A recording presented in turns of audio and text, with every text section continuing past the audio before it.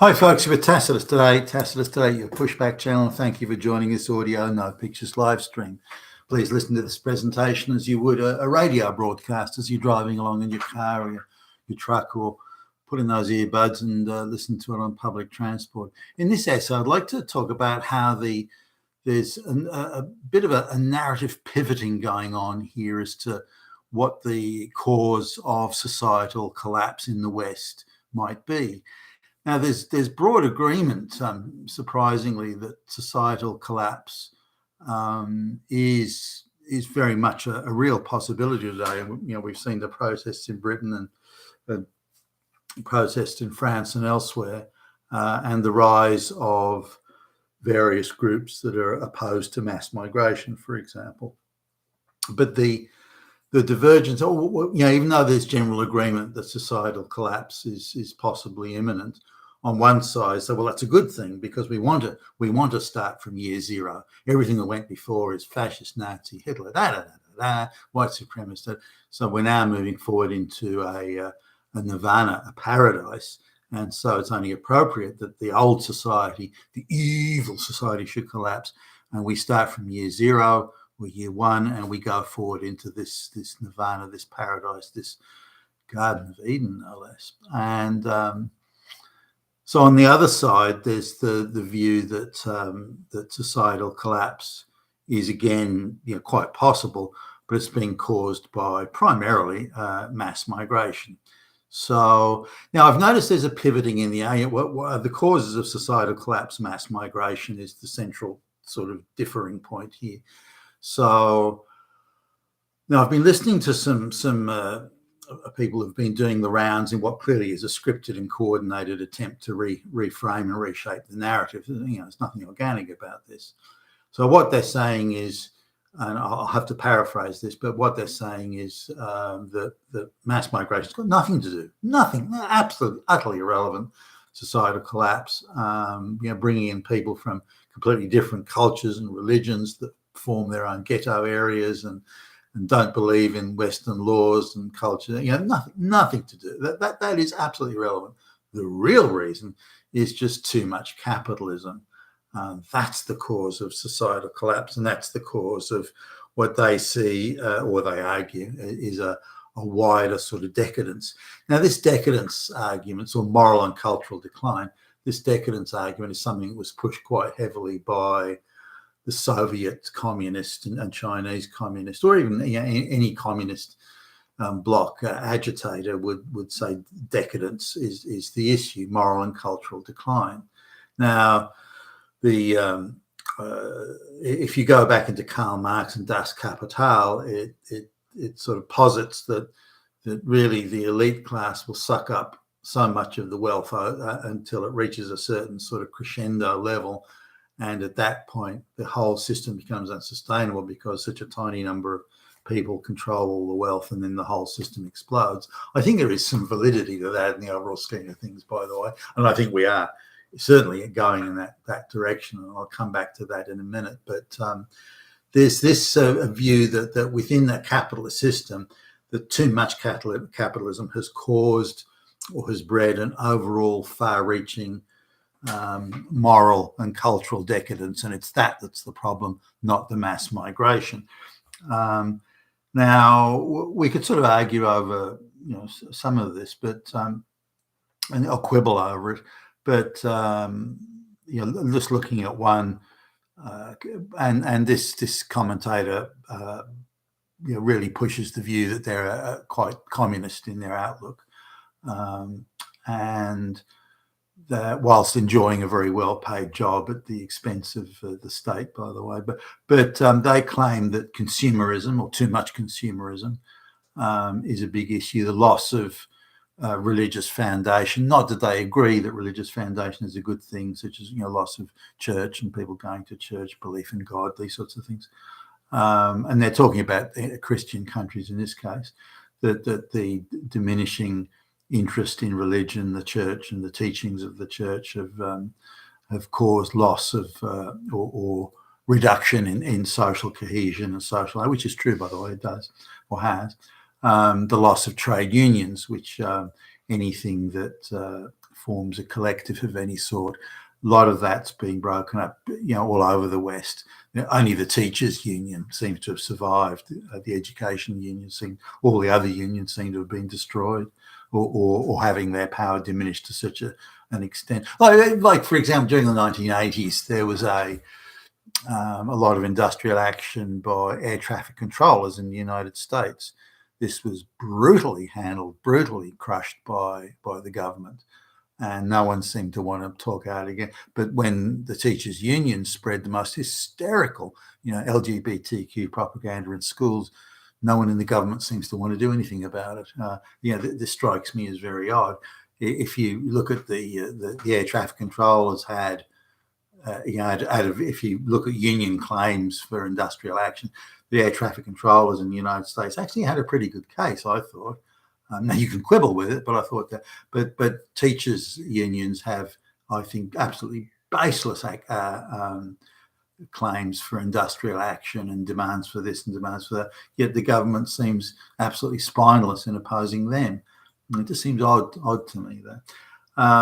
Now, all sorts of local clubs and groups, some of which sort of sprang out of the camaraderie of World War II and the millions, tens of millions of people that were being mobilised. So, but all sorts of social clubs. I remember there used to be things called the local Boys and Citizens Club or something like that in Australia when I was a kid, and various other type clubs around the place. They all seem to have gone. I don't know where they've gone. Maybe they just no longer appeal to people. Maybe those clubs were all replaced by Nintendo games or something like that. But local sporting groups, they're still active in some areas, but not on the scale. I remember the sporting groups that, certainly as a kid that I went into, they were huge and used to involve almost whole communities. Now they don't. They're still around, but not on the scale they used to be. And so this is the view that these people are saying, well, these narrative reshapers, and that's clearly going on here. They say, no, it's not mass migration. No, you're looking in the wrong place. Look over here. Look over here. This is what the problem is. Now, they actually do have a point, so you can't dismiss it out of hand. Consumerism, in terms of getting into debt to buy, I remember that line, I think it was in the movie Fight Club with Brad Pitt and Edward Norton were in it, where we work at jobs we hate to buy shit we don't need. And there's definitely a point there. But now, whether you agree with it or not, or want to quibble with the magnitude and scale of this or that, consumerism, and certainly debt-fueled consumerism of items that you discard, the piece of flat pack furniture that you don't really need that falls apart 5 minutes after you buy it, these sorts of things. And the idea of something that you buy, when you're 25 years old, you still have it when you're 50 or 60 or 70 or something like that. It's out of fashion. That doesn't, the color scheme doesn't fit with, and so I'll throw it out or get rid of. So you see a lot of people getting rid of stuff that's perfectly functional and fine, just because it no longer fits the color scheme or something. So certainly debt-fueled consumerism is an issue, but it also generates a lot of wealth and jobs. So balance the two out there. But does it cause, coming back to this moral cultural decline thing, does it cause a sense of disassociation with reality? I mean, it clearly does.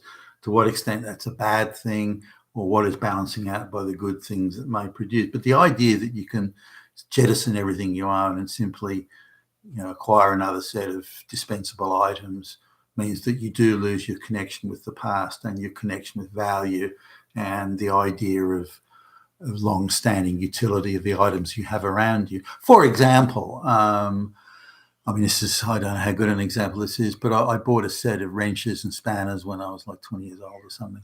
And they were expensive, and gee, that's a lot of money. But they're still as good as they were the day that I bought them, and that was 40 years ago.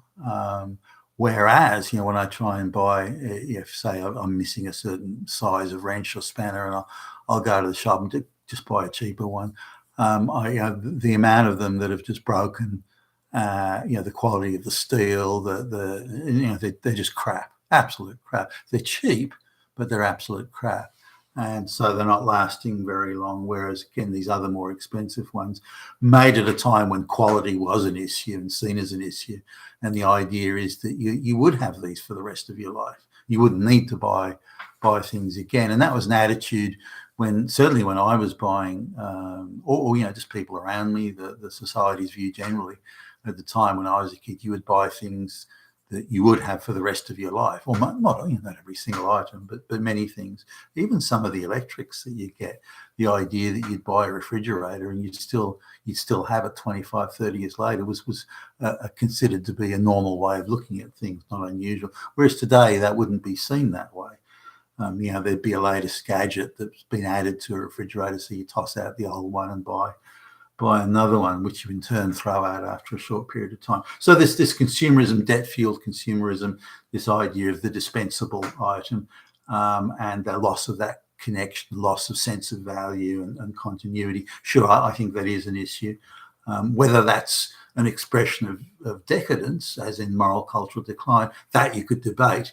But is it an issue? I think it is. Now, the loss of the church, I remember, again, I'm going back to when I was a kid, when as a kid, living in this village, when the church bells rang, it was like the whole village would go to the church. And I remember going along and going to things like Sunday school, which I kicked and screamed in protest over as a kid. But thinking back now, I do appreciate the lessons that were conveyed there, things like the Good Samaritan and let he without sin cast the first stone, all that sort of stuff.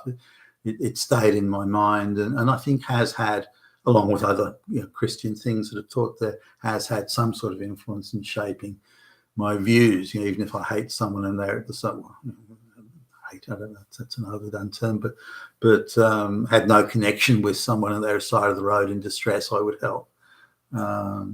So trade unions, they've been crushed roundly all over, particularly in the 80s as globalisation was starting to really take shape. Unions were considered to have, so they're either subverted, infiltrated, corrupted, bribed, or crushed altogether.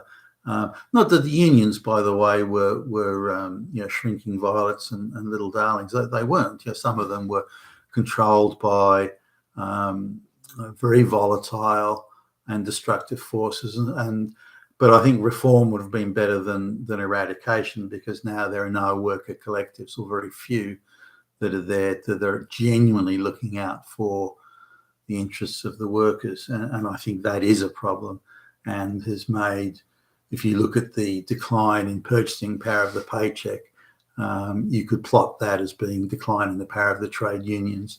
And clearly there's a relationship there. Again, you could quibble over the extent, but that relationship is definitely there. And in terms of the local clubs, local sporting groups, again, nowhere near that amount of people. So this has definitely caused a reduction in social cohesion and a reduction in behaviours, pursuits and interests in common. That's clearly happened. There's no question there. Is that what's causing the reduction in, or the loss of, I would argue, social cohesion? No, I don't think so. I wouldn't.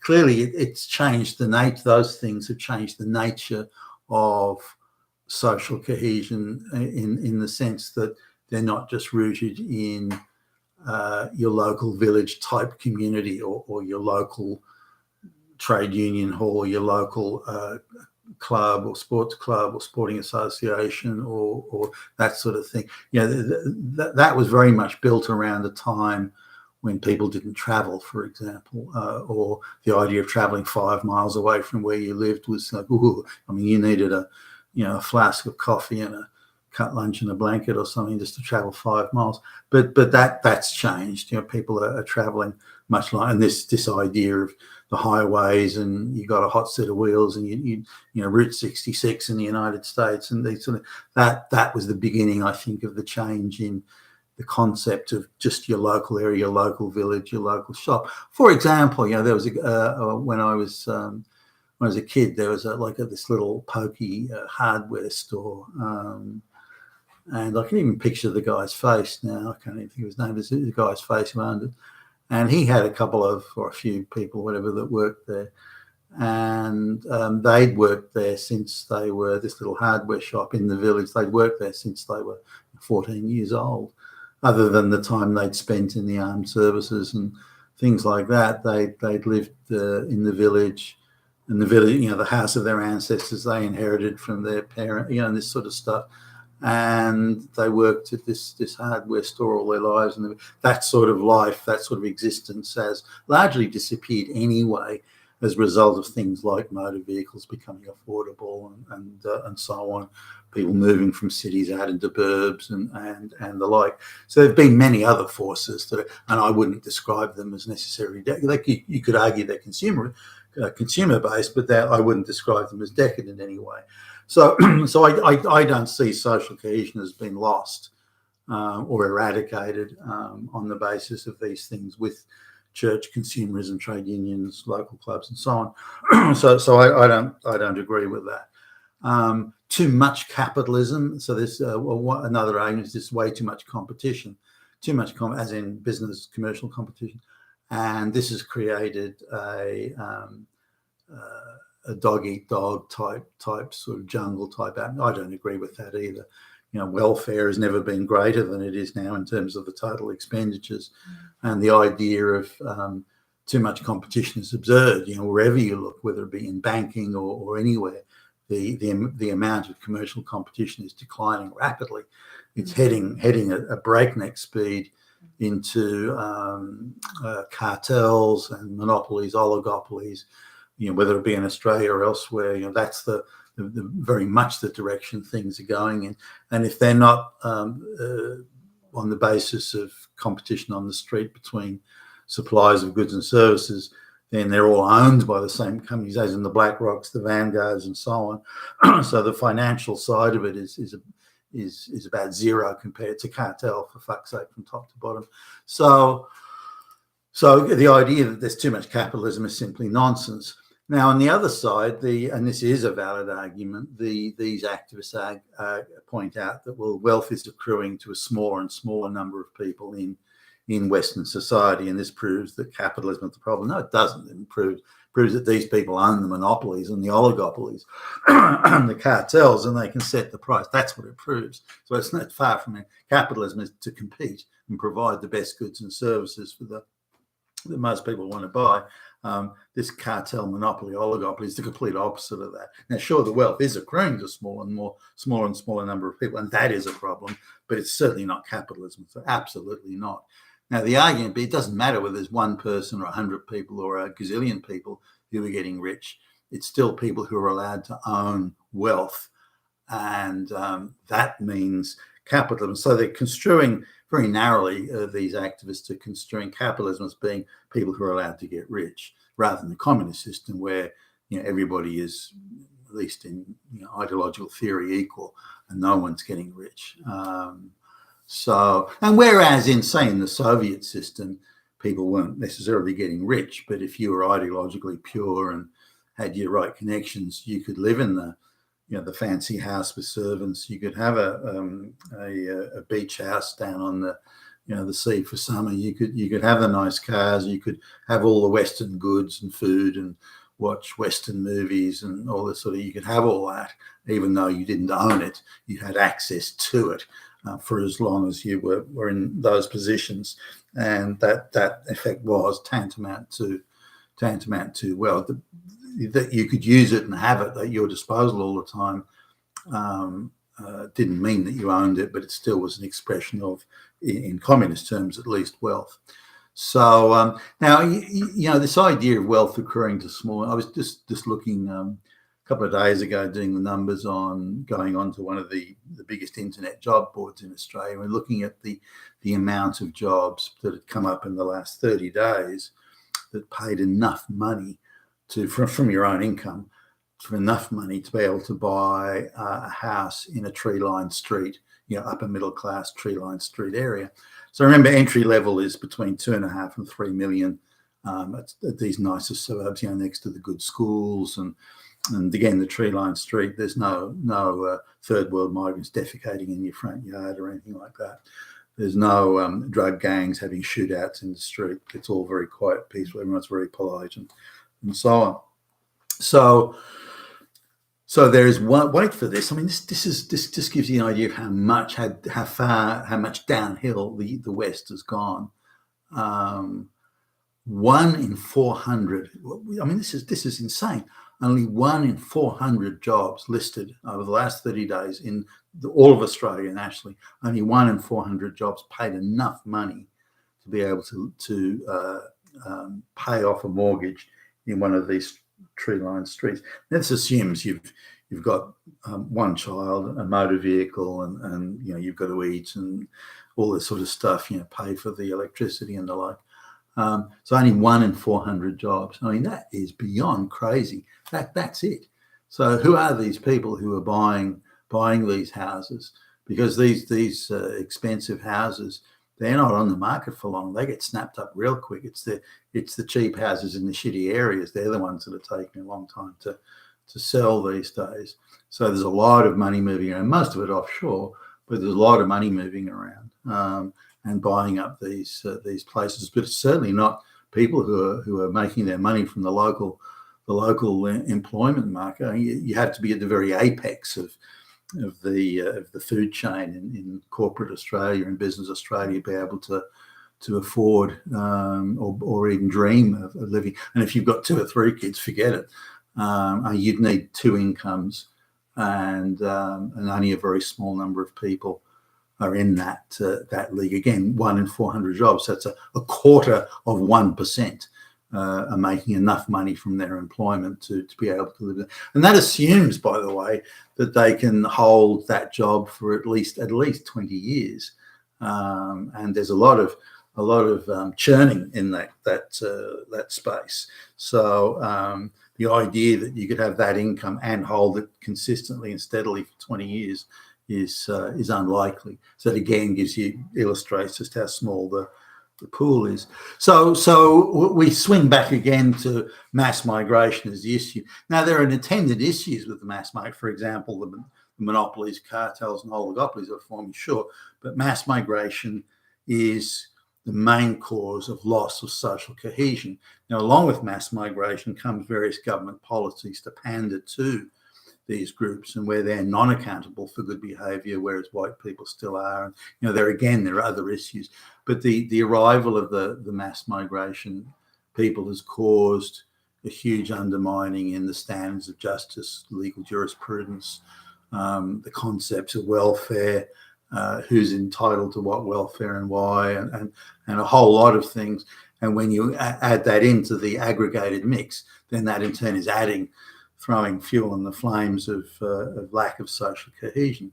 Now, the people who are coming in such vast numbers and from very different cultures, third world peasants, very different cultures, that they're not integrating or assimilating. And because of multiculturalism, they're told they don't have to. In fact, why would they? Evil bad Whitey, stolen all your stuff, evil bad Whitey.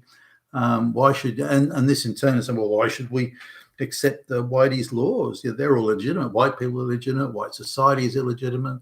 White police and courts, everything is illegitimate. So why should we go along with it, listen to it, or agree to anything that they attempt to impose on us? So there's no, and again, as I've mentioned many times, you look at Indians 6 generations on, born in the West. They still haven't integrated. They're still sending back to the village of their ancestors for husbands and brides.